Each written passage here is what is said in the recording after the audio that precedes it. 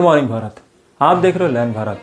आज हम बात करेंगे महारानी लक्ष्मीबाई मेडिकल कॉलेज झांसी में आग लग जाने पर 10 नवजात बच्चों की डेथ हो जाती है। इस बात पर जी हाँ, आपने मीडिया और सोशल मीडिया के माध्यम से यह न्यूज़ तो देख लिया होगा कि किस प्रकार महारानी लक्ष्मीबाई मेडिकल कॉलेज झांसी में आग लगती है और आग लगने के दौरान वहाँ फायर सेफ्टी अलार्म जो है वो बजते नहीं है। और आग लगने के दौरान जिस फायर एक्सटिंग्विशर को आग बुझाने के लिए इस्तेमाल किया जाता है, जांच के दौरान पता चलता है कि वो 2 साल पहले एक्सपायर हो चुके थे। तो इस पर किसकी जिम्मेदारी बनती है, इस बात पर सोचना जरूरी है। जी हाँ, आपने अक्सर यह नारा तो जरूर सुना होगा कि अयोध्या तो झांकी है, मथुरा काशी बाकी है। हम अपना ध्यान तो बड़े बड़े मंदिर और मस्जिद बनाने में लगाते हैं, लेकिन उत्तर प्रदेश और पूरे भारत देश के हॉस्पिटल्स में सेफ्टी रेगुलेशंस फॉलो किए जा रहे हैं या नहीं किए जा रहा है, इस पे ना हम देखते हैं ना सरकार इसे हमें देखने देती है। और इसका परिणाम यही होता है कि झांसी में जिस प्रकार आग लगता है और आग लगने के दौरान फायर सेफ्टी अलार्म और जो एक्सटिंग्विशर है वो काम नहीं करते हैं, और इसका खामियाजा जो नवजात शिशु हैं जो इस दुनिया में आए ही नहीं है उनको यह भुगतना पड़ता है। और न केवल भुगतना पड़ता है, वो इसकी कीमत अपनी जान देकर चुकाते हैं। और यह घटना अगर हम आपको थोड़े संक्षिप्त में बताएं तो विगत रात को वहाँ पर आईसीयू वार्ड में आग लगता है और आग लगने के दौरान ऑक्सीजन पाइप के ज़रिए आग जो है पूरे मेडिकल कॉलेज में फैल जाता है। और वहाँ पर फायर सेफ्टी अलार्म तो काम नहीं करते हैं और फायर एक्सटिंग्विशर भी एक्सपायर हुए रखे रहते हैं। जब आग लगती है तो इसका इस्तेमाल किया जाता है, जिससे होता वही है कि आग पर काबू नहीं पाया जा सकता है। और लगभग वहाँ पर 55 बच्चे जो एडमिट होते हैं उसमें से 45 बच्चों को तो बचा लिया जाता है, लेकिन दुर्भाग्यवश 10 बच्चे अपनी जान गंवा देते हैं और वहीं पर 8 बच्चों का अभी तक पता नहीं है। और सरकार यह कह रही है कि वहाँ पर जो आग लगने की घटना है वो शॉर्ट सर्किट के वजह से है, लेकिन एक चैनल के माध्यम से एक जो व्यक्ति है उन्होंने इंटरव्यू दिया है कि ऐसा एक नर्स के देसी जुगाड़ लगाने के कारण ऐसा हुआ था। आप जानते हैं कि जब भी ऑक्सीजन पाइप जो टाइट हो गया था, वहाँ पर थोड़ा सा कड़ा हो गया था, उसको नरम करने के लिए एक नर्स ने वहाँ पर माचिस की तीली जलाई ऑक्सीजन पाइप के मुफ के पास। आप जानते हैं कि जैसे ही कोई आग की चीज़ें ऑक्सीजन के संपर्क में आती तो आग बहुत ज़्यादा बढ़ जाती। तो हुआ कुछ ऐसा भी, वह नर्स जो है, आप जानते हैं कि हमारे भारत देश के सरकारी अस्पतालों में जो व्यवस्था है वो कैसी होती हैं, और अगर आपको कोई नया इक्विपमेंट चाहिए तो सालों लग जाते हैं। तो इस वजह से नर्स और डॉक्टर भी वहाँ देसी जुगाड़ लगाने की कोशिश करते हैं, और इसी एवज में वो नर्स जो है देसी जुगाड़ लगाकर उस पाइप को थोड़ा सा मुलायम सॉफ्ट करने के लिए अपना देसी जुगाड़ लगाती है और माचिस की तीली वहाँ पर जलाती है।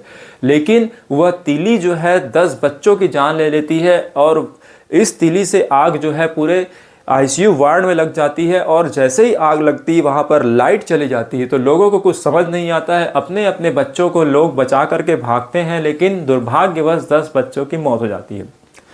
अब हम बात करेंगे कि इसमें दोषी कौन हो सकता है, क्योंकि आपने ब्रीफ देख लिया घटना क्या रही।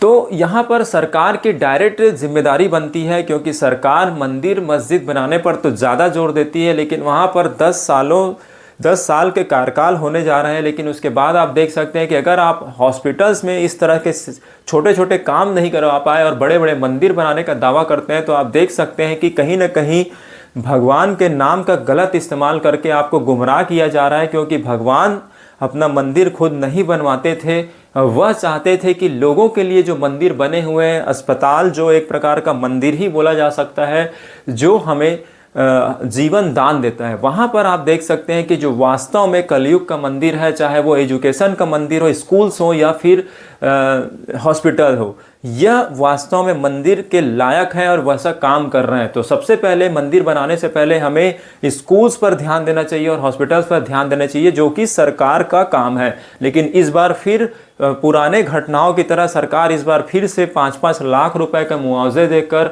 और 50-50 हज़ार रुपए का मुआवजे देकर इस घटना से बच जाएगी। लेकिन यहाँ पर डायरेक्ट सरकार की जिम्मेदारी बनती है कि मंदिर मस्जिद पर ध्यान देने की बजाय वो स्कूल्स और ऐसे हॉस्पिटल्स के सेफ्टी रेगुलेशंस पर ध्यान दे। अगर ये देती तो आज झांसी में ऐसा जो हादसा है वो ना हो पाता। और इसके साथ साथ हम जनता को भी अपनी आंखें खोलनी होगी। अंधेर नगरी चौपट राजा, यह नारा तो आपने सुना होगा। जिस नगर के लोग ही अंधेर नगरी बनाते होंगे, जिस राज्य की जनता अपनी आंखों पर पट्टी बांध करके श्री राम कहती होगी और वहाँ पर मंदिर के लिए लड़ती होगी, लेकिन इस तरह से स्कूल्स और हॉस्पिटल्स के लिए आपने देखा होगा कि कोई भी जनता आज तक अनशन नहीं किया है।